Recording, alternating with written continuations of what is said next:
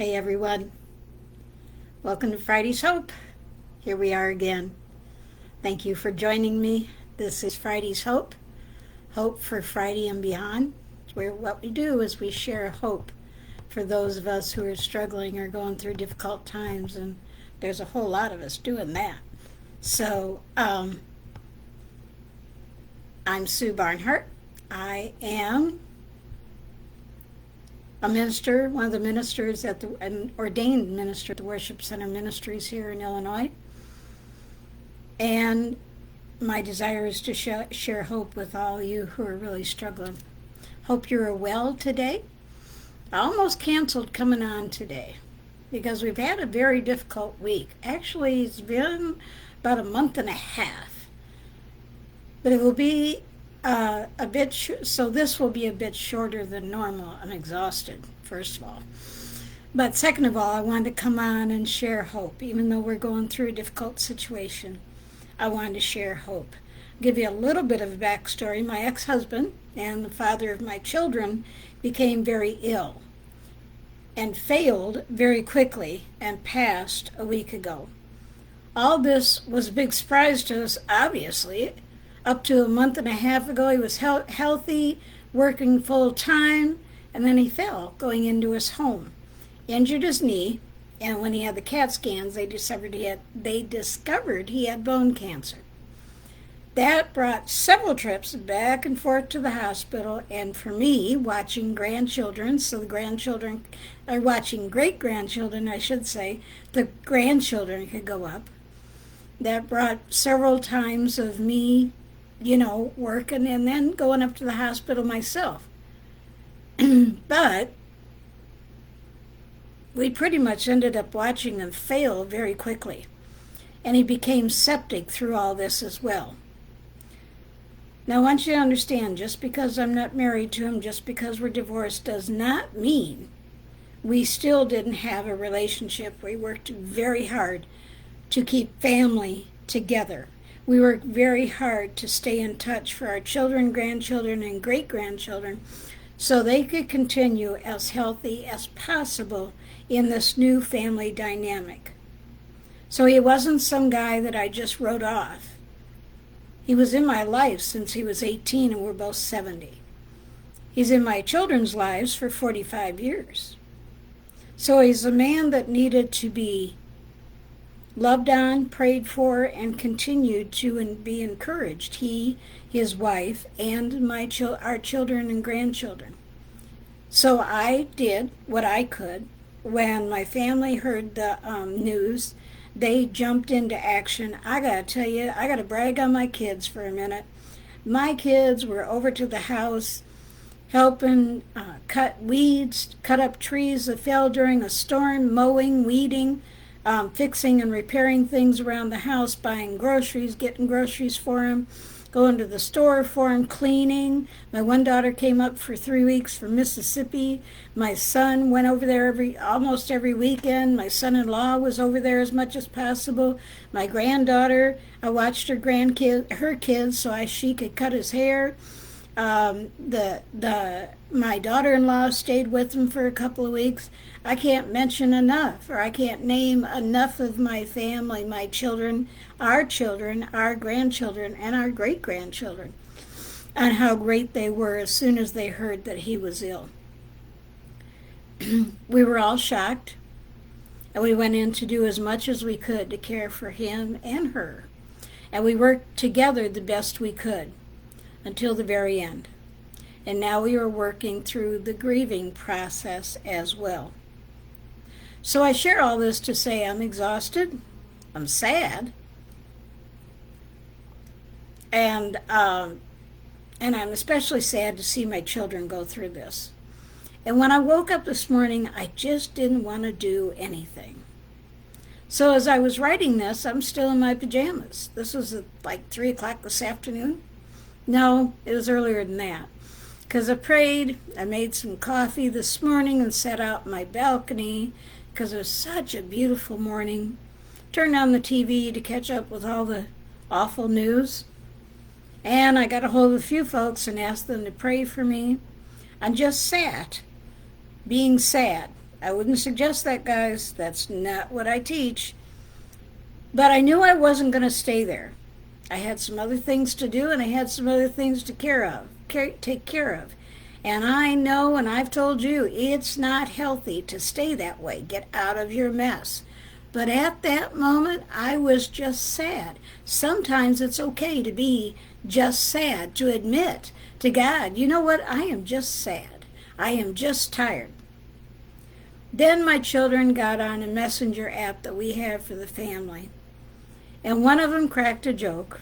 Another one cracked another joke. Another one added to it. And we went on for probably more than a couple, 3 hours, cracking jokes, adding to the other joke. We went on and on and on. And I noticed that my sadness started to go away. And I started to get in great spirits again. And my sadness began to be replaced by a great love and appreciation for my family.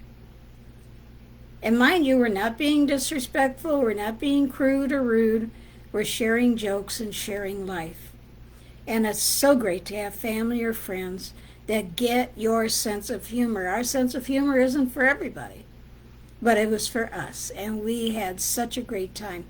Some admitted they had just spit their coffee out. Others admitted that what they were drinking just came out their nose because they started laughing. Some said tears were running down their face because they were laughing so hard. It's so great. It was so great to have family that gets our sense of humor. So I started to pray about today's broadcast, and this is the first that came to mind. Proverbs 17:22, and this is in the New Living Translation. A cheerful heart is good medicine, but a broken spirit saps a person's strength. And isn't that true? When we're so sad, or we're so upset, or maybe we're just angry, we just feel like we don't have any strength.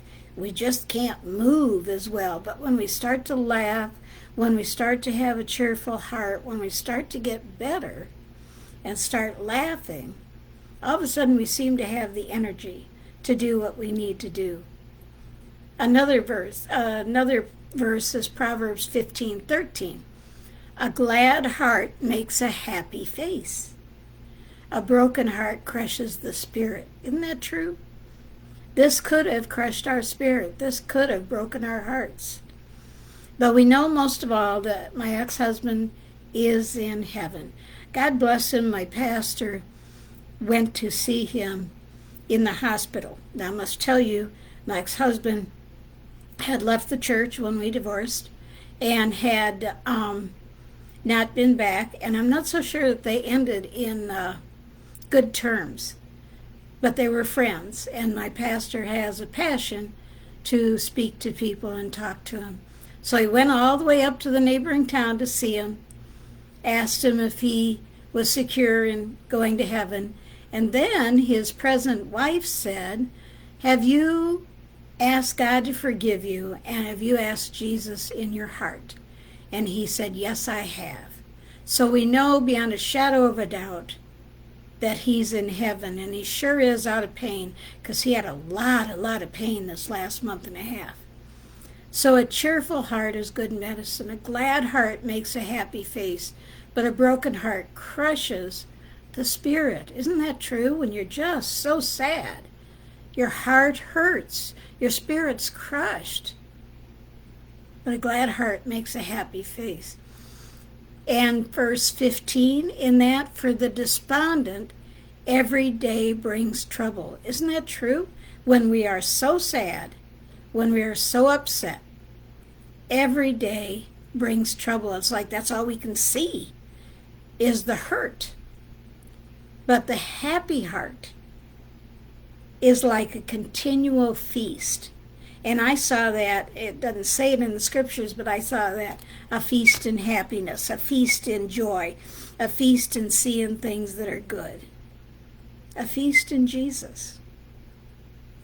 And so I just love those verses, and this is what I discovered. Being with family, joking around, really turned my sadness around. Now that's a simplistic statement, but it's when it's huge when you deal with sadness. It's huge when you realize how great it is to have people in your life that get your sense of humor, get what you're talking about. It's huge to have family. If you don't have biological family, build a family around you.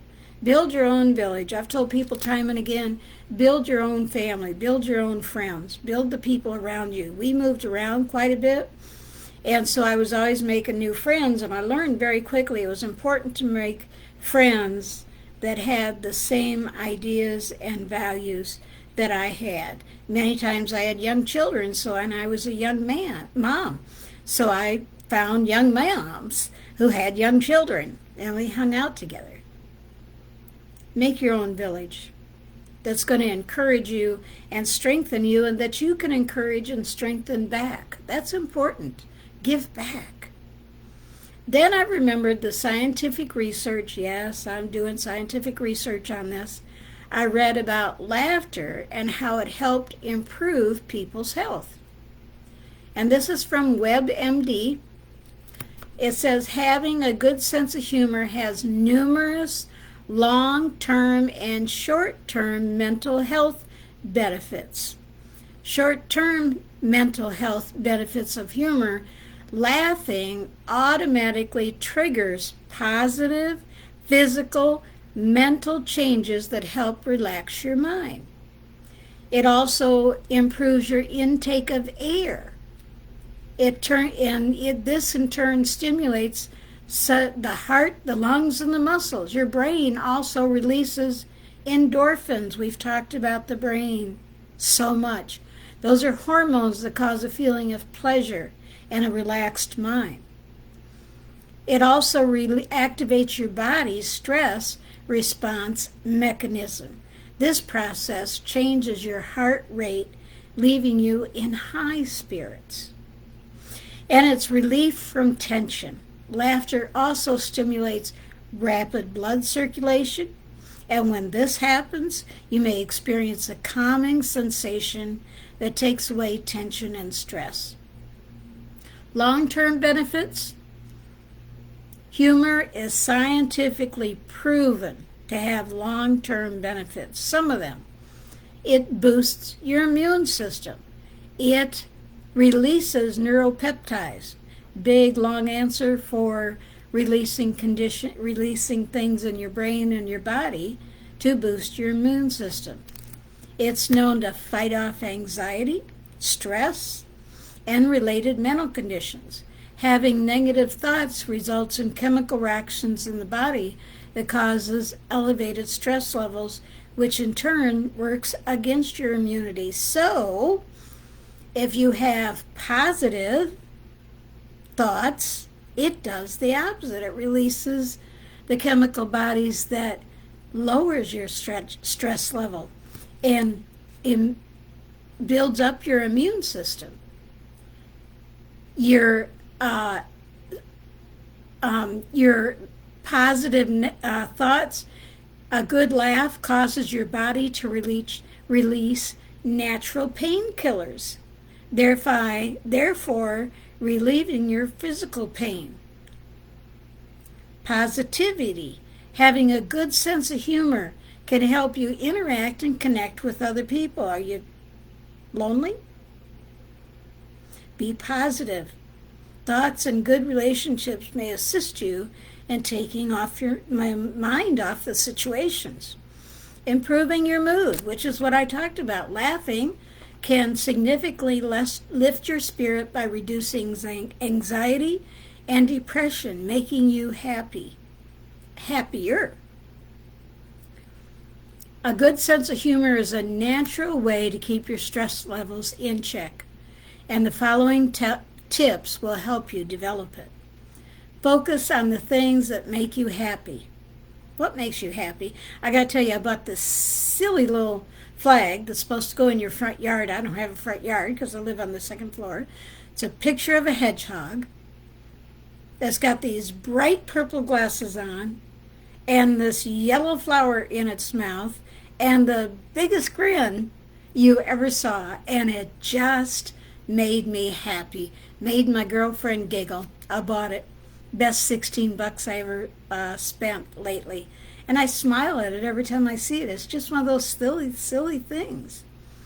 Identify the simple things that brings good thoughts and rekindle fond memories.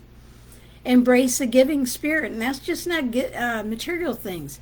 It's getting involved with people, making jokes with other people. That's what my family and I did for the last couple hours, making jokes. Somebody would say something and somebody would build on it, and then somebody would build on that, and it was crazy. When they make you laugh, return the favor by sharing funny stories. And by the way, find people who like your same type of humor. I have found over the years, not everybody likes the same things that you think are funny. I found that out. That whole conversation, there are some people who would think that it was very droll. I like droll, and so do my kids. So it was fun. But not everything makes other people happy. Not everybody sees the same things that are funny that you do. So find your people, find your tribe. Find something funny on social media. Hello, social media is probably one of the biggest things that can cause depression. Come on, guys, find the funny things, find the videos. I love the videos where they're on a construction site. This sounds terrible, and the whole thing collapses, or the crane elevator or the forklift punctures somebody's tire. I mean, just stuff like that. I know it's bad, but that's the stuff that cracks me up. What can I say? I like America's Funniest Home Videos.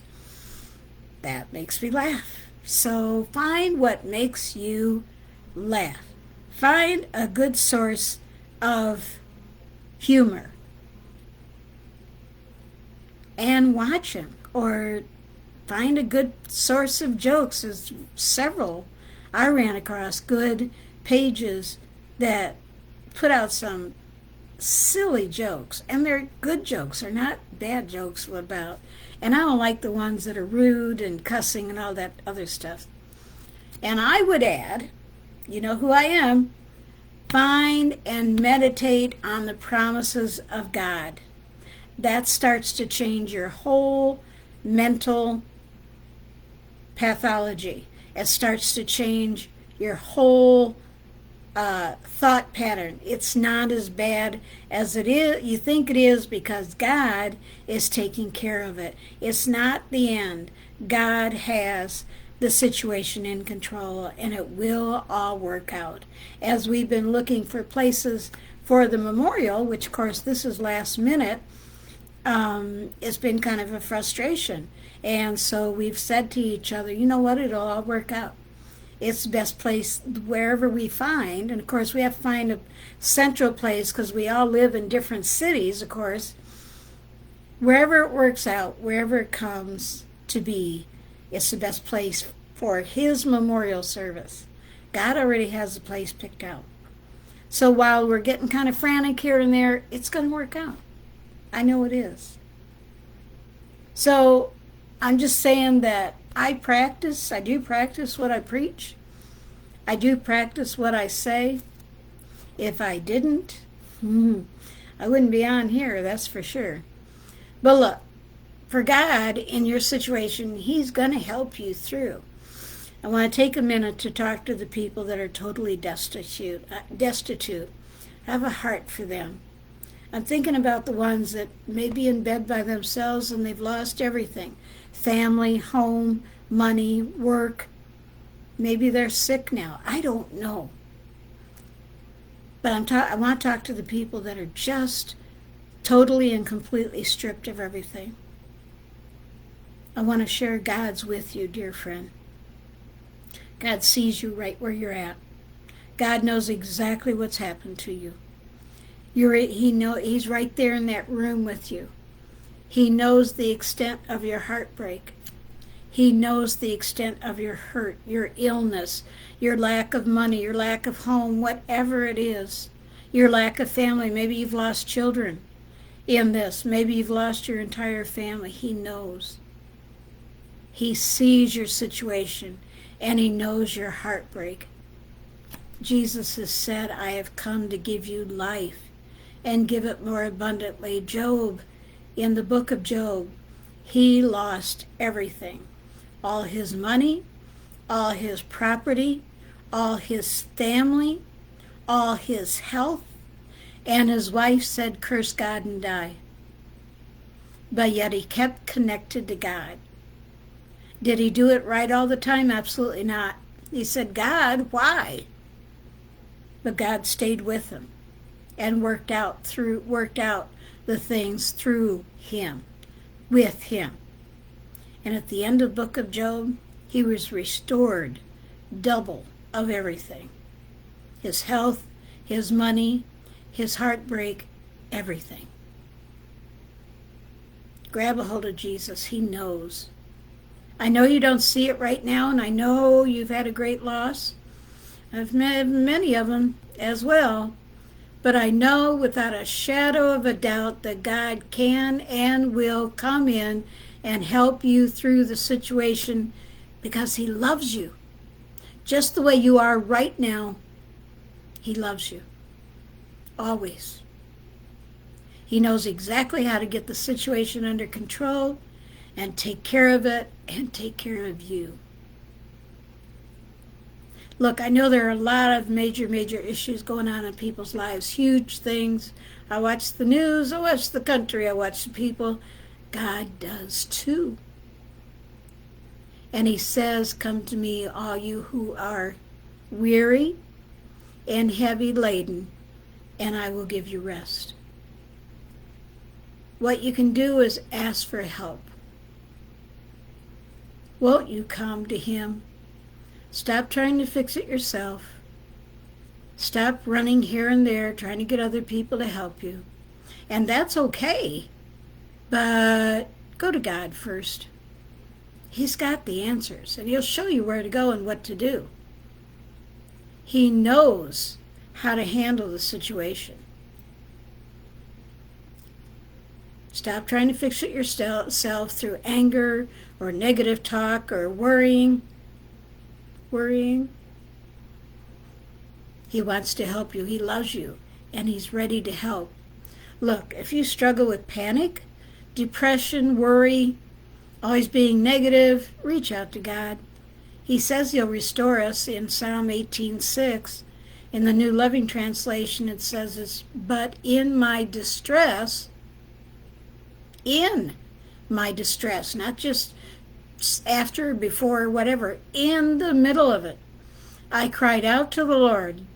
Yes, I prayed to my God for help. He heard me from his sanctuary. Where's his sanctuary? Heaven. He heard me from his sanctuary. He heard my cry, and my cry reached his ears. And then I want to encourage you, do call somebody. If you or someone you know is in danger, call somebody. If you or someone you know is in danger of harming themselves or others, call somebody. Reach out. Reach out to the people. Reach out to a trusted friend, one who knows Jesus and won't gossip about it, and a trusted friend, a friend that you know will help you walk positively. God uses people to help.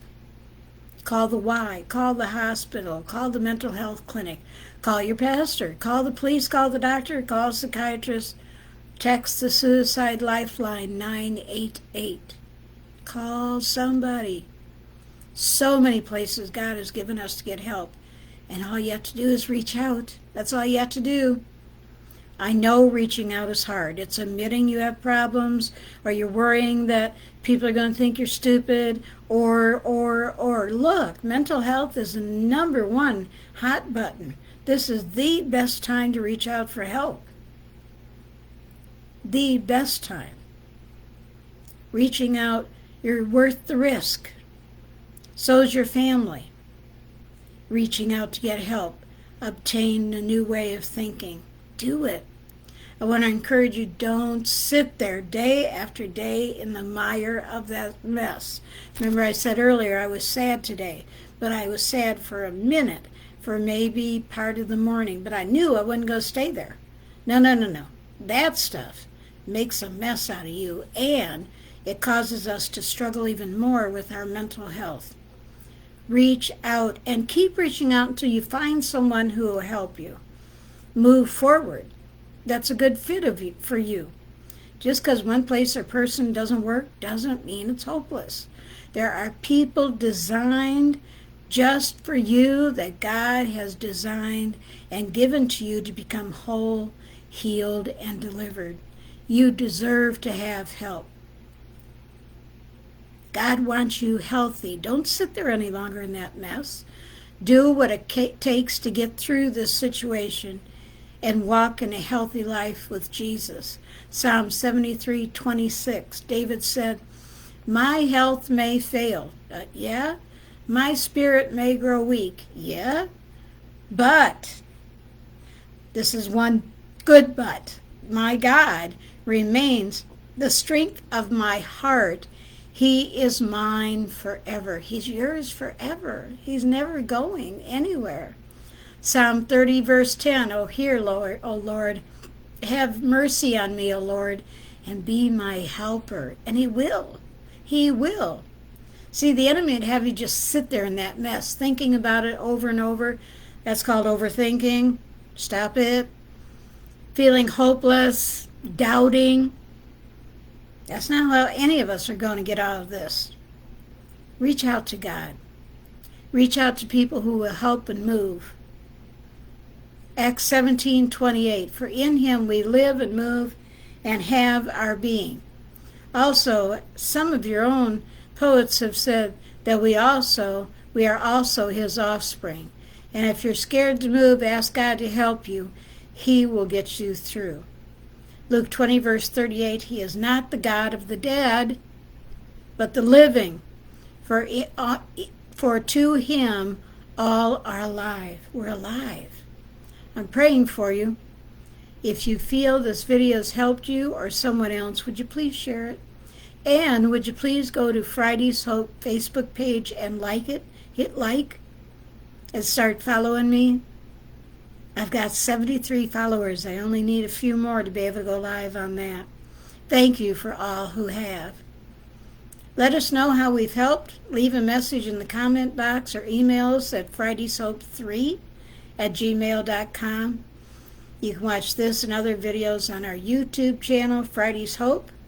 I'll post the link on this page, and it's on Friday's Hope's Facebook page.